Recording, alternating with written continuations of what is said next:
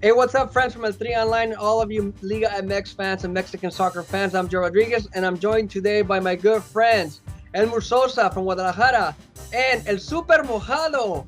Guys, how are you? Yeah, what's up, guys? Who invited this guy? Who invited? Come on, Elmur. You love me, man. I know you do. All right, guys, we have a lot of things to talk about today. First of all, Liga MX with the VAR technology, the VAR technology. It finally made its debut. Elmur, let's start with you. Give me your impressions about the first weekend. What did you think? Awful. Why? Because the referee doesn't know why he has to make the calls. Because he has three more referees on the top of the stadium, and they have a different kind of image. In his point of view was completely different to the referee who was on the field. So the thing is, who has the real call?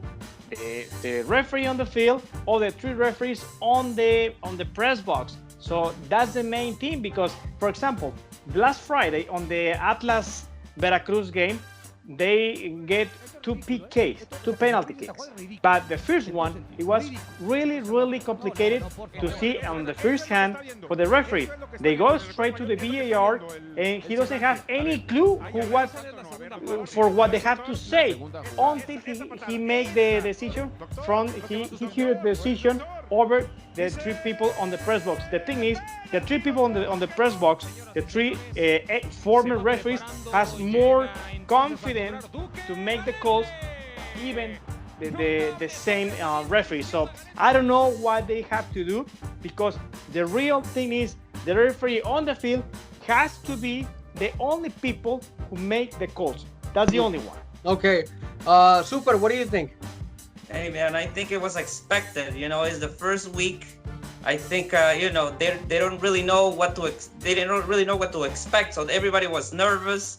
I think they gotta get used to it. And of course they use an amateur referee for the first game. That was a bad call for amateur. Wow, that's not strong words, man.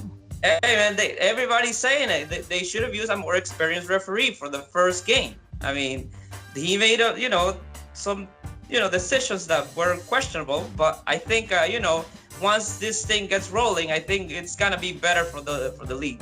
Okay, I do agree with Elmur. I remember the very first goal, the very first penalty call that they had to review.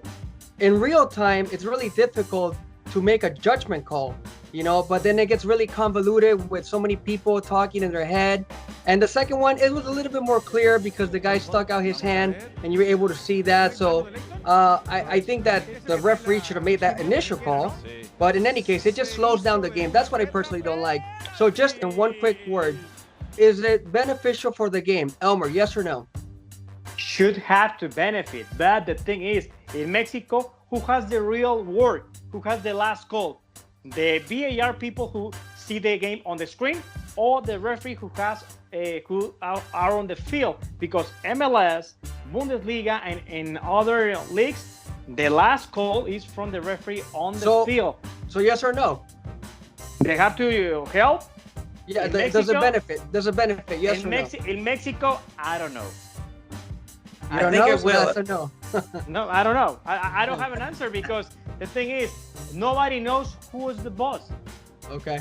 All right. And Super. Come on, Elmur. You know who's the boss.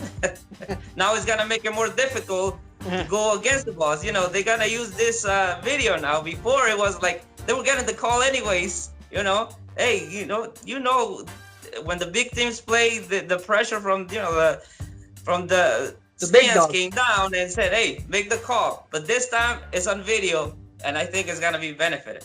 You know what, Joe? The pressure from the referee is try to avoid the most mistakes. And when I say who's the boss, because the referee behind the TV on the VAR has more influence to the game. Instead, the referee on the field. That's why.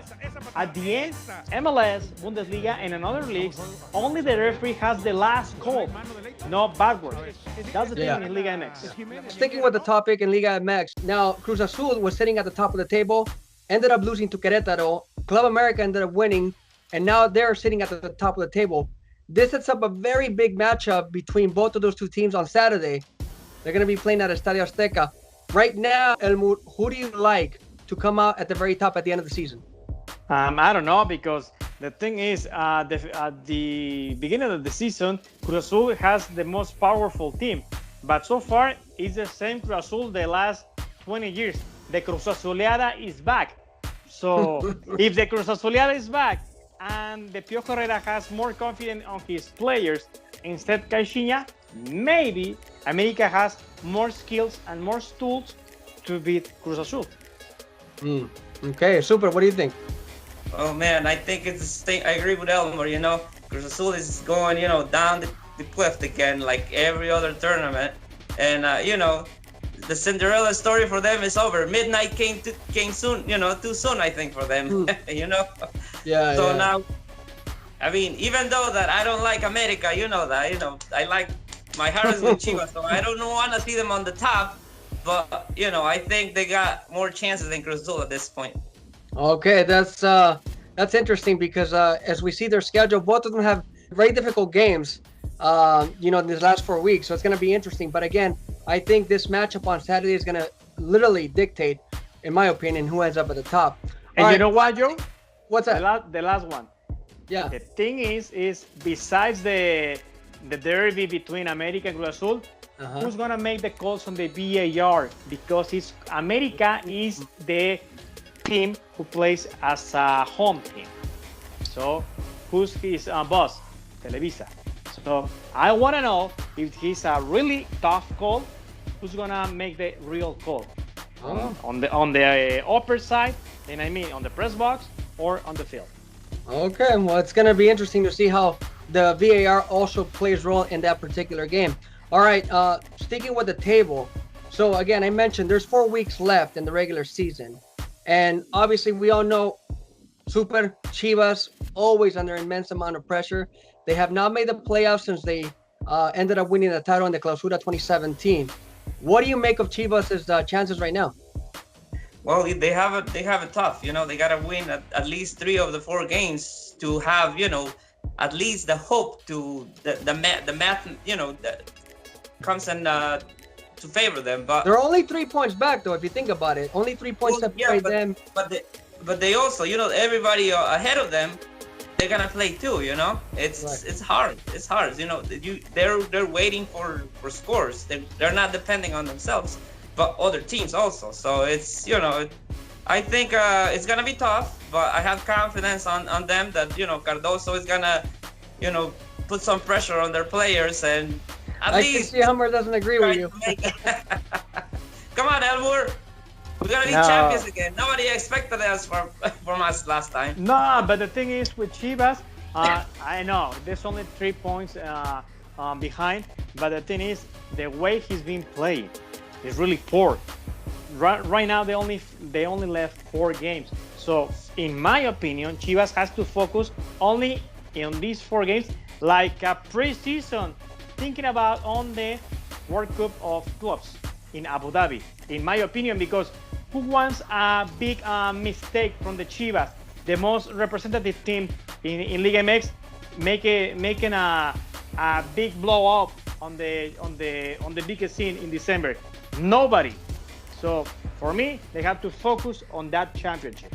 Okay, that's actually an interesting point because a lot of people may have forgotten, but Chivas is the representative of CONCACAF, and they're going to be playing likely the South American champions or even maybe Real Madrid, so it's to be determined right now. But finally, before we wrap it up really quick, I want to know, so who do you like as a dark horse in Liga MX? Who do you think is going to be that team that's going to make some noise come playoff time? Well, I think Pumas could, they started strong, but they need it, I think, we never know. Elmur, why how are you shaking your head, man? Why are you shaking your head? How these guys see the game? How? Come on, Elmur. Chivas. Take off these masks and try to see the real game. No. Come on, For me, the dark horse can be Querétaro. Why? because they having a good rhythm. He has one of the best strikers in the whole league, in my opinion, Camilo Zambeso, in my opinion. I don't know, Elmur. I think you're asking too much from from Querétaro. It's No, if I say Chivas, that's too much.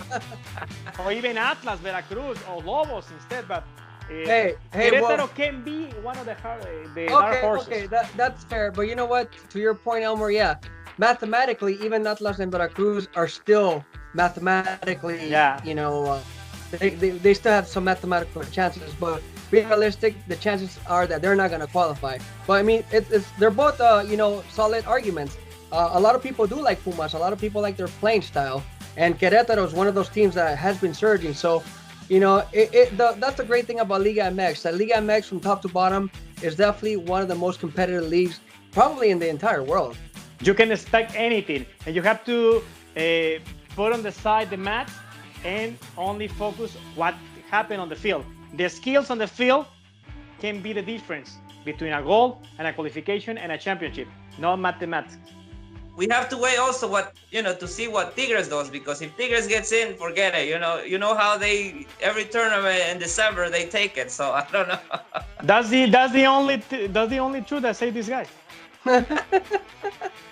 Elmur, come on, Elmur. All right, guys. Well, you know what? Thank you very much for you guys' time. I really appreciate it, and I hope and I'm really looking forward to continue talking to you guys as the season comes to an end, because at the end of the day, it's going to be a very exciting last 4 seasons in the Liga MX. So thank you guys very much.